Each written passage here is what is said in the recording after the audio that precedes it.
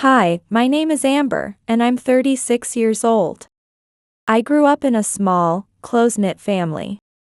I never imagined becoming part of such a large gathering. When I married Joseph, I entered a world filled with vibrant conversations, music, and the warm, chaotic atmosphere of a big family.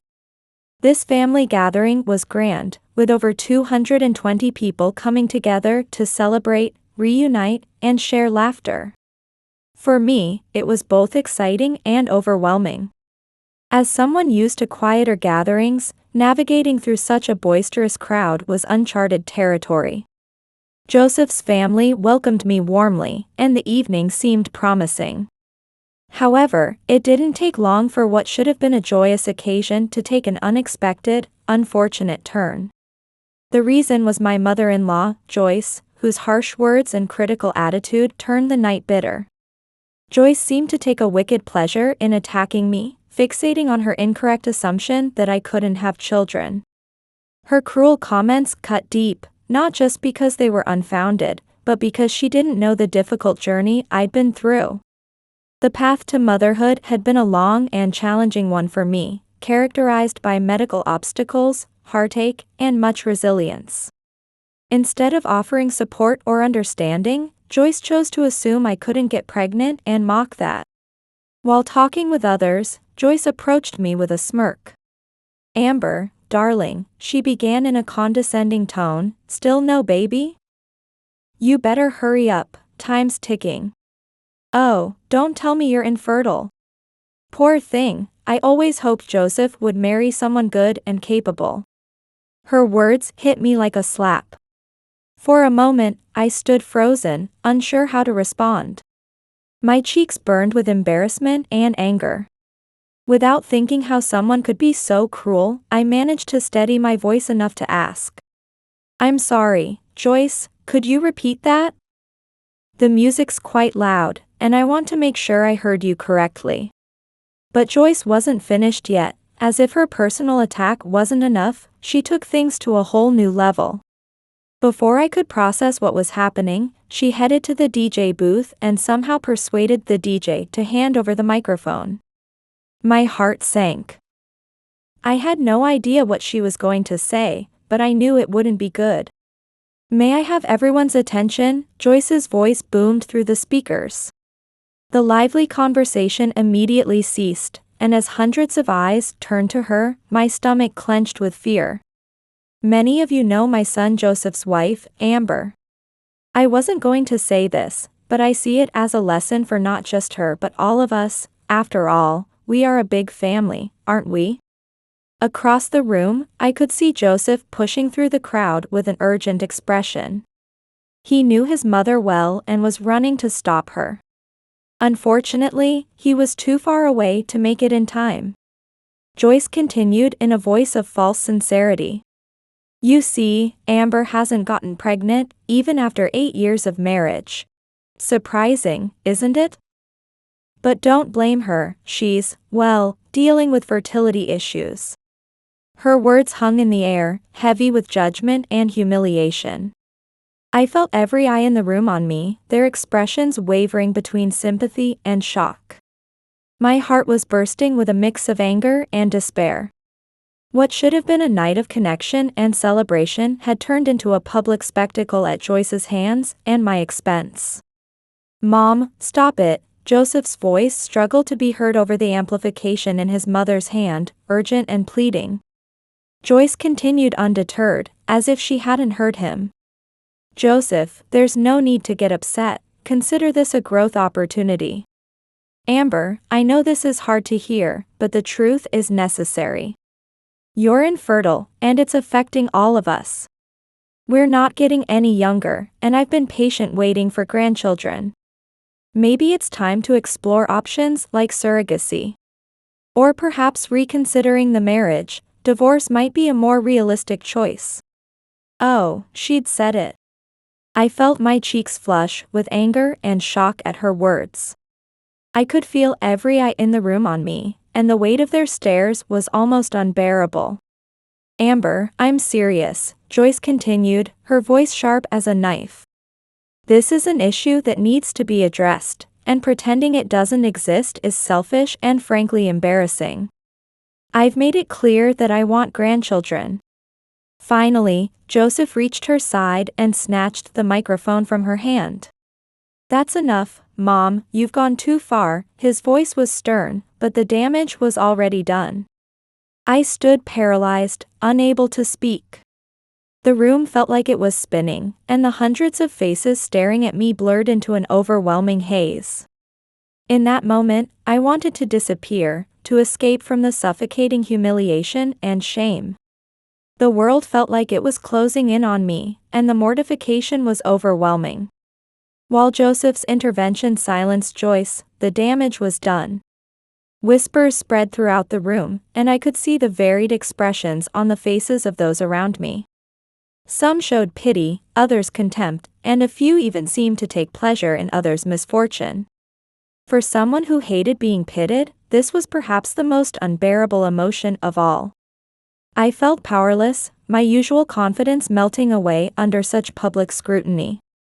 The DJ tried to restore the festive atmosphere by playing music again.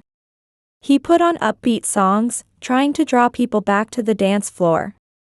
While some rushed to do so, eager to move past the uncomfortable moment, I could still feel the lingering tension. I knew this incident would leave scars and become family gossip for weeks or months to come. Unable to take it anymore, I quietly slipped away. My heart was pounding as I headed home, looking for a place to hide. Finding solace in a small bathroom, I locked the door and let my tears flow freely. It felt like I'd been crying for hours, the weight of Joyce's cruel words and the humiliation of being exposed this way refusing to lift. A gentle knock at the door startled me. "Amber, it's me," Joseph's voice called softly. I hesitated for a moment but eventually opened the door. Seeing him standing there with an expression full of worry and anger made fresh tears well up. He came in and closed the door behind him. "I'm cutting ties with her after today," he said firmly. I stared at him in surprise. "But Joseph, she's your mother." "She might be," he answered, setting his jaw with determination. "But she's a bully. Amber, you don't deserve this treatment. This behavior is unacceptable, no matter who it's coming from. If you want to leave right now, we can go, and I'll stand by you no matter what." "No," I said, wiping my tears. Leaving would only give her the satisfaction of knowing she drove me away. "What did you say to her?" Joseph sat next to me and told me about the conflict between him and her. He'd condemned Joyce's lack of empathy and cruelty, demanding how she could publicly humiliate me like this in front of a room full of strangers. Hearing this gave me some comfort, but it didn't take away the pain in my heart. "I still can't believe she said those things," I whispered, shaking my head. "Neither can I," Joseph said, taking my hand. "Amber, I promise you. I won't let her hurt you again. You're my wife, and I'll protect you no matter what." His sincere words gave me a fragile sense of comfort despite the pain and humiliation. I knew I wasn't fighting this battle alone, Joseph was on my side, and together we'd find a way forward. "I know, my love," I whispered emotionally. "I've let her dominate me for too long, and I'm sorry for that. I'm sorry it had to come to this." As we embraced, the tears continued to flow, telling the story of how precious he was to me. Growing up, I'd learned to be strong, to hide my tears, to control my emotions. Joseph has always been my sanctuary. Accepting my tears, wiping them away. And his presence lifted my spirits when everything else felt overwhelming. Pulling back slightly, I looked into his eyes, those warm blue ones that made my heart swell even through tears. Trying to hide my embarrassment, I managed a small smile. "Do you remember how we met?" I asked, attempting to shift to a lighter topic. Joseph laughed, that familiar, comforting sound. "How could I forget? It was an unforgettable day. We both laughed at the memory of our ridiculous argument over the last power outlet in the university library. Somehow that turned into a long, meaningful conversation that brought us closer, eventually leading to exchanging phone numbers, and well, as they say, the rest is history. I really love you, Joseph, I said softly. I love you too, Amber, more than anything. If you want to leave this lousy party your mom ruined, just say the word, Joseph replied, his voice full of warmth and tenderness. I paused for a moment, remembering another painful moment. Do you remember when we got that news? His nod was slow. A silent acknowledgement of the pain we both felt that day. We tried so hard, and for a moment, I thought maybe I was the one who couldn't have children. But when we found out it was you, it hurt me more. If it had been me, I would have been prepared to accept it, but not for you. You're my everything, and I never wanted this for you, I'm so sorry. I know, sweetheart, I said, taking his hand. It was hard for both of us, but we've gotten through it, and we'll get through this too. His smile eased my heartache, and the love in his eyes for me was evident. At that moment, I understood. We were a team, facing whatever trials life threw at us together. You know what? He said thoughtfully. Maybe we should be honest with her. I pulled back from his suggestion in surprise. I can't do that. We should have been honest with the family from the start, Joseph admitted, his frustration evident. I had no idea how much resentment my mother harbored about not being able to have children. And what's making things worse is that she's convinced, without a doubt, that you're the reason why. If we'd told her the truth from the start, things might not have turned out this way. Don't blame yourself, Joseph, I reassured him. You know how irrational she can be. Even if we'd been honest from the start, she would have found another way to make me the villain. It's okay, I don't mind if she hates me, but I can't stand the thought of her turning against you because of your infertility. You know how obsessed she is with lineage. Yeah, you're right, he sighed. God, inviting 220 people to this event is completely over the top. But I won't let her get away with this. Wait here. Before I could ask what he was planning, Joseph loosened his grip on me and left the bathroom. Though still not recovered from the embarrassment, I trusted him and waited. After 16 minutes, I started to worry that Joseph had made a hasty decision. Just as I was about to go stop him, thinking he might announce our personal struggles to the entire room, he returned. Oh, thank goodness, I cried, feeling a wave of relief at seeing him. I was about to come stop you, worried you might be doing something rash. Still want to try? He said with a small smile. But I won't leave it to you. What do you mean? I asked, worry coloring my voice. What did you do? Without a word, Joseph handed me a bundle of papers. What's this? I asked, frowning in confusion. My infertility test results, he answered calmly. And your high fertility results. I had them printed at the library earlier. My heart sank as I stared at the papers in disbelief. How could he make such a bold decision without consulting me, and now, he wants to give these to Joyce? I can't, Joseph, I said firmly, shaking my head. I can't do this, just hand them over. But Amber, he replied, his voice firm yet pleading. She humiliated you in front of everyone. She needs to know she was wrong and feel ashamed for once. I understand, I said, softening my voice. But I can't. It's not fair to you. I can't expose you like this. I don't mind, Joseph said with a firm and sincere look. She was cruel and ignorant. There's no shame in not being able to have children, no matter what society says.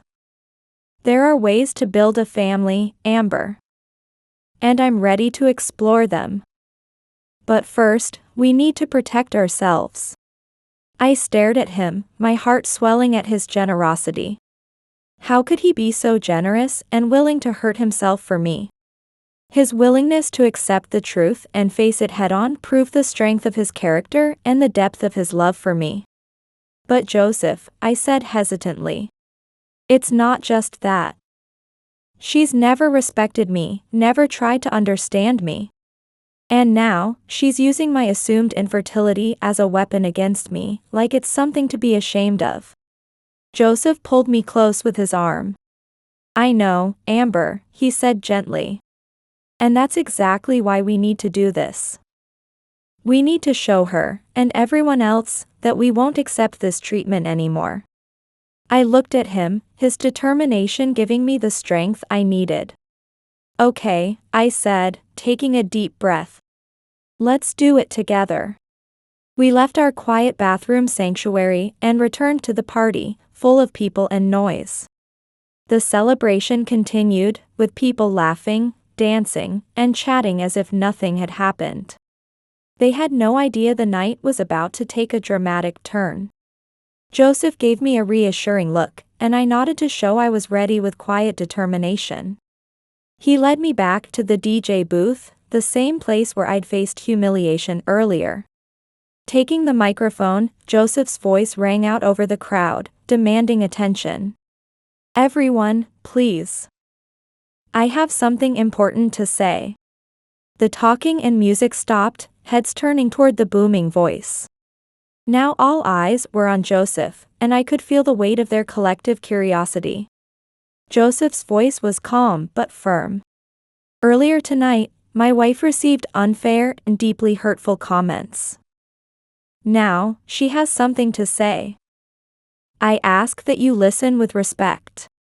With that, he handed me the microphone. My hands were shaking slightly, but as I scanned the crowd and finally fixed my eyes on Joyce, I found my composure. Her expression was a mix of contempt and wariness. As she began approaching the booth, I started.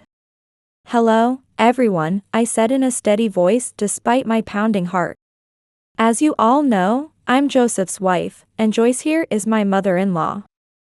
I won't repeat the hurtful things said about me tonight, but let me say this. It's time to set things straight. Joyce reached the booth and cut in with a sharp, high voice. Stop it. Stop it, such a nonsense right now. But I didn't back down. Instead, I stared right at her and said, don't interrupt. You had your chance to speak, Joyce. Now it's my turn. The crowd gasped, and murmurs spread across the room as Joyce froze in surprise at my boldness. For the first time, I saw hesitation in her eyes. As I was saying, I continued, strengthening my voice. I'm tired of the constant disrespect. Tired of the humiliation, tired of being treated like a lesser person. Joseph and I deserve better than this. And tonight, I'm taking a stand. Joyce fell silent. Her usually dominating presence was diminished by my unexpected confidence. Thank you, Joseph, I added, glancing briefly at him. You were right. This was necessary. I won't let anyone, even family, determine my worth or damage my relationship with my husband anymore. The crowd fell silent, all eyes on me as I took a deep breath, preparing to say more. While I don't want to repeat the lies, I value truth above all else. When incorrect information starts spreading about my family in public, I feel obligated to correct it, no matter how personal, especially when it begins to affect us all. Looking straight at Joyce, I took a deep breath and said, You think I can't get pregnant? Well, here's the truth. Joseph is the one with fertility issues. Without hesitation, I handed her the papers.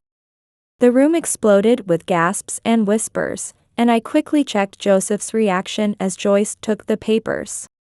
Surprisingly, he wasn't just incredibly calm but was smiling at the crowd's shocked expressions.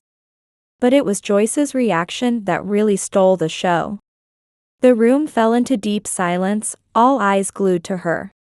The color drained from her face, and for a moment, I thought she might faint from the shock of this revelation. "What are you saying?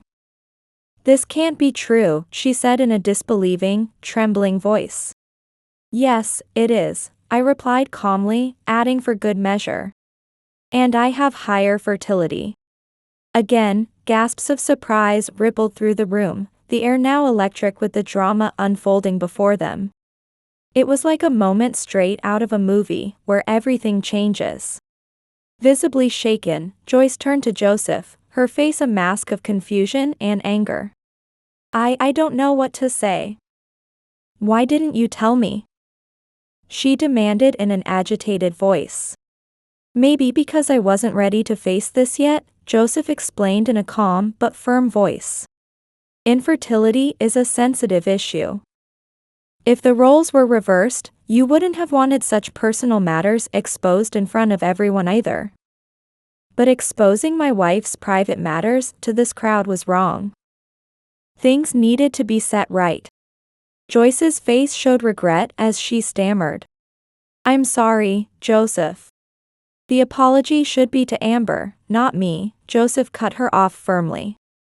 Then he took the microphone from my hand and began chanting in a determined voice, "Apologize, apologize." Gradually, the crowd joined in, repeating the call demanding an apology for Joyce's harsh words. But Joyce wouldn't budge. "I won't apologize. She doesn't deserve an apology. Even if I was wrong about the infertility, why didn't you tell me beforehand? Why didn't you explain earlier? You're making me look like the bad guy in front of everyone." The crowd began booing, their voices of disapproval growing louder. Joyce, who had been the center of attention before, was clearly shaken and humiliated as she tried to make a quick exit. But the story didn't end there. Joyce locked herself in her room and refused to come out. Several relatives, uncles, aunts, cousins, tried to convince her to face the family, but she remained locked in her pride. It left an uncomfortable tension in the air, leaving a bitter taste for everyone who witnessed this drama. However, despite her exit, the rest of the evening was filled with warmth and support. Family members applauded us for standing up for ourselves.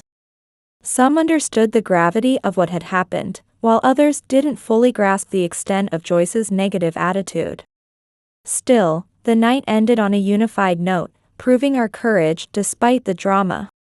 The next morning, we received an unexpected call from one of Joseph's aunts.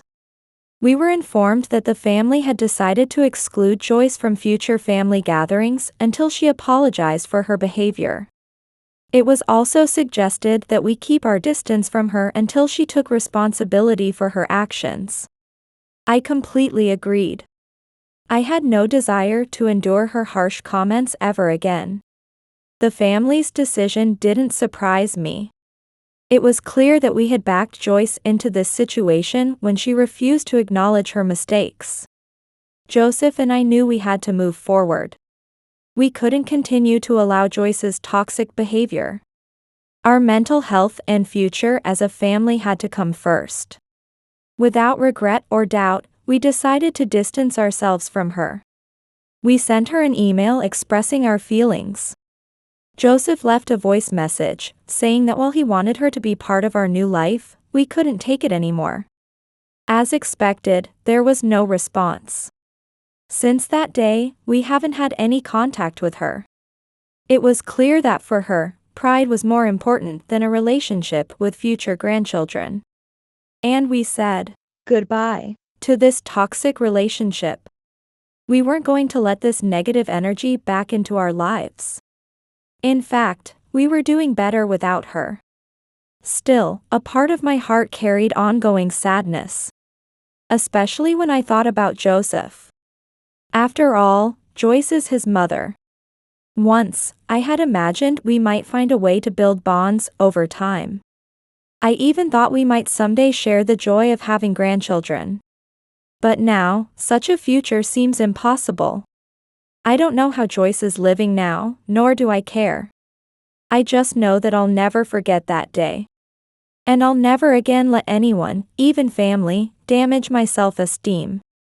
A year has passed since then. Joseph and I had begun walking a new path in life, taking that incident as our turning point.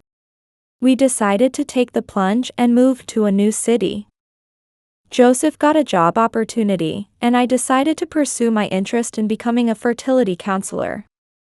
I wanted to use my experience to support others going through similar situations. Life in the new city brought us fresh air. In particular, meeting Allison at the fertility clinic brought a big change to my life.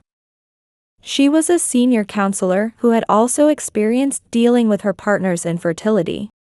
Amber, your experience will surely be a light for many people. Allison's words released something inside me. The realization that I could turn my painful experience into hope for someone else gave me a new sense of purpose. Meanwhile, rumors about Joyce occasionally reached our ears. Word was that she'd been gradually disappearing from social circles lately. Her once prominent social position had faded, and people were apparently getting tired of her self-centered attitude. But strangely, hearing these things no longer hurt my heart. Don't you care about Mom anymore? Joseph asked once. No, I answered. Her choices are her own. We have our own life. Actually, we've recently started seriously considering adoption. We're both excited about the prospect of nurturing a new life. Joseph's family, especially his Aunt Elizabeth, wholeheartedly supports that decision. Blood ties have nothing to do with loving feelings. Elizabeth's words deeply resonated in my heart. Tonight, sitting by the window watching the sunset, I'm wrapped in a quiet sense of satisfaction. Sure, it might not be the family form we idealized. But I think it's because of these trials that we were able to find true strength and love. Joseph came up behind me and hugged my shoulders. Thinking? Yeah. About various things. You look happy. Yes. We're very happy now. I smiled. Joyce is now a distant memory. My anger and resentment toward her have somehow turned to sadness, and now into quiet prayers. I hope someday she'll realize what true happiness is. But for now, I want to focus on the happiness right in front of me. Because this happiness we found through pain is our irreplaceable treasure. Thanks for watching our story. Please subscribe to our channel for more moving stories. Turn on the notification bell to be the first to know when new content drops. We'd love to hear your thoughts in the comments.